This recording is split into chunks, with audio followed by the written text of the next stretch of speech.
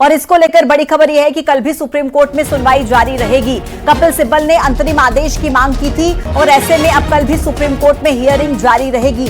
70 से ज्यादा याचिकाओं पर सुप्रीम कोर्ट में सुनवाई चल रही है। इस दौरान देखिए सॉलिसिटर जनरल तुषार मेहता, अभिषेक मनु सिंघवी, असदुद्दीन ओवैसी के वकील और तमाम जो याचिकाएं वहां पर लगाई गई थी उनके जो वकील हैं वो कोर्ट में मौजूद थे और इस दौरान सुप्रीम कोर्ट की तरफ से सवाल पूछे गए, जो है अपनी बातें दलीलें रखने का मौका कोर्ट की तरफ से दिया गया। और अब इस पर एक बड़ा अपडेट यह है कि कल भी देखिए ये सुनवाई जारी रहेगी। सरकार ने अंतरिम आदेश जारी करने का विरोध किया था और कल भी सुप्रीम कोर्ट में ये दोपहर को 2 बजे सुनवाई शुरू हो जाएगी। बड़ी खबर आप तक पहुंचा रहे हैं। पहले आपने देखा कि सदन में वक्फ को लेकर जिस तरीके से स्थिति नजर आई और उसके बाद सड़क पर जिस तरीके से संग्राम मचा, लेकिन अब यह मामला पहुंच चुका है सर्वोच्च न्यायालय यानी कि सुप्रीम कोर्ट तक और सुप्रीम कोर्ट में इस मसले पर सुनवाई आज चली, जिसके बाद अब बताया जा रहा है कि कल भी सुप्रीम कोर्ट में दोपहर को 2 बजे सुनवाई शुरू होगी। अंतरिम आदेश जारी करने का विरोध जो है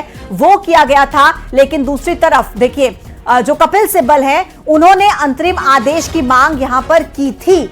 सुप्रीम कोर्ट की तरफ से केंद्र सरकार से भी सवाल पूछे गए और जो याचिकाकर्ता हैं, जो वकील हैं, उनको दलीलें रखने का मौका भी दिया गया। कुल मिलाकर लंबी सुनवाई आज सुप्रीम कोर्ट में इस मसले पर देखने को मिली है और ऐसे में कल भी अब यह सुनवाई जारी रहेगी।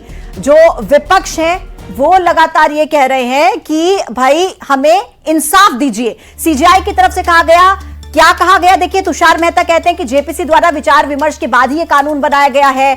98 लाख से ज्यादा ज्ञापनों पर विस्तृत चर्चा इसमें की गई है। सिंघवी का कहना है कि कुछ प्रावधानों पर तो तुरंत रोक लग जानी चाहिए। अभिषेक मनु सिंघवी ये कह रहे हैं। इसके अलावा कपिल सिब्बल ने कहा कि आस्था में हस्तक्षेप की कोशिश की गई है, अनुच्छेद 26 का उल्लंघन किया गया है। तो क्या हुआ आज सुप्रीम कोर्ट में वो देखिए आप मुख्य पहलू। मुस्लिम उत्तराधिकार में ये दखल है, अनुच्छेद 26 को लेकर कहा कि सभी समुदायों पर यह लागू होता है, यह सीजेआई की तरफ से कहा गया। और कपिल सिब्बल ने कहा कि इस्लाम में तो विरासत की हम बात करते हैं, विवाद में सरकारी अफसर से जांच जो है वो असंवैधानिक है। तो कुल मिलाकर मुख्य मुख्य बातें जो आज कोर्ट में हुई, किसकी तरफ से क्या दलीलें रखी गई, क्या कहा गया, वो आपके टीवी स्क्रीन पर आप सेक्शन 3 में, सेक्शन 9 में, सेक्शन 14 में, सेक्शन 36 में और सेक्शन 83 में जो अमेंडमेंट्स हुए हैं वो अमेंडमेंट्स उनके फंडामेंटल राइट का हनन करता है। ये मुस्लिम पक्ष का दलील था कानून के हिसाब से। दूसरा उनका कहना है कि जो उनका फंडामेंटल राइट है आर्टिकल 25-26 में, यह जो संशोधित कानून है ये उसका हनन करता है। लेकिन भारत सरकार के तरफ से सॉलिसिटर जनरल और हम लोग जो समर्थक इस संशोधन के हैं, हम लोग के तरफ से जो सीनियर एडवोकेट्स और हम लोगों ने भी अपनी बात रखी कि जो अमेंडमेंट है वो बिल्कुल संविधान सम्मत है। और उसमें के अमेंडमेंट को जब आप देखेंगे, चाहे वो सेक्शन 3 का अमेंडमेंट हो, सेक्शन 9 का अमेंडमेंट हो, सेक्शन 14 का अमेंडमेंट हो, सेक्शन 36 का अमेंडमेंट हो, 83 में, तो कोई भी फंडामेंटल राइट का हनन नहीं हो रहा है।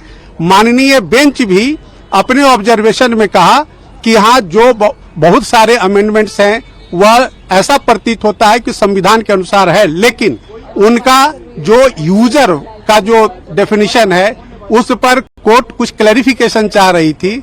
साथ ही साथ कोर्ट का कहना था कि जो काउंसिल के कॉन्स्टिट्यूशन में जो मेंबर्स हैं उसमें हिंदू मेंबर्स को लेकर के कोर्ट क्लैरिफिकेशन चाह रही है। इन 2 मुद्दों पर कल सॉलिसिटर जनरल साहब से और जो हिंदू पक्ष के जो तमाम हम वकील हैं हम लोगों से उस पर असिस्टेंस मांगा है, क्लैरिफिकेशन मांगा है। अब कल जो है सारे मुद्दे की सुनवाई 2 बजे होगी।